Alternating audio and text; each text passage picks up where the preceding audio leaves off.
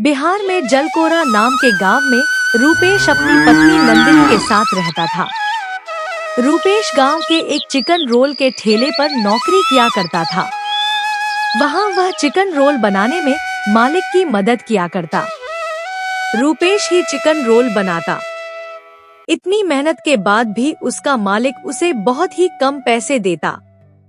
रूपेश बार बार बोलता, अब तो कम से कम मेरी पगार थोड़ी बढ़ा दीजिए, हर रोज सिर्फ 250 रुपए देते हो। क्या करूं नंदनी? इतनी बार मालिक से कह चुका हूं कि मेरी पगार बढ़ा दो, लेकिन हर बार कुछ नया बहाना देते हैं। वह कहते हैं, आखिर तुम क्या ही करते हो चिकन रोल बनाने के अलावा? तुम्हें कितने पैसे दूं केवल चिकन रोल बनाने के लिए? ठेला तो मेरा ही है और यहाँ का सारा सामान भी मैं अपने पैसे से लाता हूँ। भला यह क्या बात हुई जी? अगर ठेली पर तुम काम नहीं करोगे तो वह सामान लाकर भी क्या करेगा? आज साफ साफ बोल दो, या तो पगार बढ़ा दो या मैं कहीं और काम ढूंढ लेता हूँ। रूपेश अगले दिन अपने मालिक के पास गया और बोला, देखिए मालिक, अब और ऐसे दिन नहीं चलेगा। अगर आपने मेरी पगार नहीं बढ़ाई तो मजबूरन मुझे काम छोड़ना पड़ेगा। मालिक चिल्लाया, तो छोड़ दे, मुझे धमकी क्या दे रहा है? जितने पैसे मैं तुझे देता हूँ उतने मैं किसी और को दे दूंगा। तेरी वजह से मेरा काम थोड़ी ना रुकेगा, मैं किसी और को काम पर रख लूंगा। तू चल निकल यहाँ से तू। और फिर मालिक ने रूपेश को धक्के देकर काम से निकाल दिया। रूपेश पूरा दिन इधर उधर काम की तलाश में भटकता हुआ घर लौटा। नंदिनी ने पूछा, क्या हुआ जी? मुंह क्यों लटका हुआ है? क्या बताऊं नंदनी, मालिक ने पगार नहीं बढ़ाई और काम से भी निकाल दिया। सबसे बुरी बात, मुझे चिकन रोल बनाने के अलावा कुछ आता ही नहीं। मैंने बहुत जगह काम ढूंढा पर कहीं काम नहीं मिला। नंदिनी ने कहा, चिंता मत करो जी, अगर आज काम नहीं मिला तो क्या हुआ, कुछ दिन बाद मिल जाएगा। अगले दिन उसने कुछ रोटियां रूपेश को दी और कहा, काम ढूंढते ढूंढते थक जाओ तो ये खा लेना। पर अगले दिन भी रूपेश को कोई काम नहीं मिला। देखते देखते अचानक बारिश शुरू हो गई। बारिश को देखकर पास में एक गुफा थी। रूपेश वहां छिपने चला गया। रोटियां खोलकर उसने सोचा, पहले बड़ी वाली रोटी खाऊं या छोटी वाली? अगर अभी खा लूंगा तो बाद में क्या खाऊंगा? उसने मजाक में गुफा से पूछा, बताओ, मैं पहले बड़ी वाली खाऊं या छोटी वाली? गुफा में दो बेवकूफ दो भाई भूत रहते थे, जो सब कुछ सुन लेते थे। वे बोले, अरे यह कौन है? बहुत बड़ा जादूगर लग रहा है जो हमें खाने वाला है। पहले ही तो मैं बोल रहा था कि यहाँ से निकल चलें, पर वे रुके और सोचा, चलो इस जादूगर को खुश करते हैं और उसे कुछ उपहार दे ताकि वह हमें न खाए। वे रूपेश के सामने आ गए।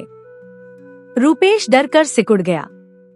उसने हाथ जोड़कर कहा, हे महान जादूगर, तुम मुझे मत खाना, जो चाहिए वह बोलो, मैं पूरी कर दूंगा। रूपेश ने कुछ सोचा। अगर मैं सोना पैसा मांगूंगा तो वह खत्म हो जाएगा और मुझे बस चिकन रोल बनाना ही आता है। अच्छा होगा कुछ ऐसा मिले जिससे मैं खुद का व्यापार शुरू कर सकूं। भूत मुस्कुराए और एक जादुई बर्तन दे दिया। इस बर्तन में तुम चिकन रोल मांगो, वह कभी खत्म नहीं होगा। रूपेश बर्तन लेकर घर आ गया। घर आकर रूपेश ने नंदिनी को सारी बात बताई। वह बर्तन नीचे रखकर चिकन रोल मांगा और बर्तन से चिकन रोल आने लगे। नंदिनी हैरान हो गई। अब से इसमें जितना भी हम लोग चिकन रोल खाएंगे वह कभी खत्म नहीं होगा। रूपेश ने सोचा, अब मैं अपना खुद का चिकन रोल ठेला खोल दूंगा, गरीबों को मुफ्त खिलाऊंगा। मालिक ने मुझे निकाल दिया था, अब मैं उससे कम दाम पर भी अच्छा व्यापार चला सकूंगा।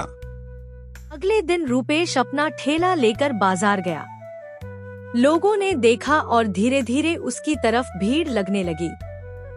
ग्राहक कहने लगे, अरे रूपेश भैया, आपने अपना ठेला खोल लिया। रूपेश ने मुस्कुरा कर बताया। अब मैं खुद अपना काम चला रहा हूँ। कुछ देर में रूपेश के ठेले पर लोगों की भीड़ लगने लगी। वहीं पास में मालिक का ठेला था, पर अब वहाँ कोई नहीं जा रहा था। सब लोग रूपेश के चिकन रोल खाने आए थे। मालिक को यह बहुत नागवार गुजरा। उसने लोगों को धमकाकर और गुंडों के हाथ लगे हुए कुछ लोगों से कहकर रूपेश का ठेला हटवाने की साजिश सोची। अगले दिन वही हुआ। मालिक गुंडों के साथ आया और बोला, कल से तू यहाँ अपना ठेला नहीं लगाएगा, यह मेरा ठेला लगेगा। गुंडे धमकाने लगे। रूपेश डरा हुआ, पर वह हार मानने वाला नहीं था। वहाँ झगड़ा बढ़ा और रूपेश को मारने की धमकी दी गई। दुखी होकर रूपेश वहीं से भाग फिर उसी गुफा की ओर गया जहाँ वह बारिश के दिन गया था। गुफा में वह बैठने लगा। उसकी रोने की आवाज सुनकर वही दो भाई भूत फिर आ गए। रूपेश ने सारी बात उन्हें बताई, कैसे मालिक ने ठेला हटवाने की कोशिश की और उसे धमकाया। भूत हंसते हुए बोले, हमने तो तुझे जादूगर समझ लिया था, पर तू सच्चा दिल वाला निकला। चिंता मत कर, यह लो एक जादुई डंडा, इसका इशारा ही कर देना, बाकी सब काम यह कर देगा। अगले दिन रूपेश ने बहादुरी से अपना ठेला बाजार में लगा दिया। जब मालिक और गुंडे फिर आए और तंग करने लगे, रूपेश ने धीरे से डंडे को इशारा किया और डंडा चलकर ठेले के पास खड़े गुंडों को चिल्ला चिल्ला कर भगा देने लगा।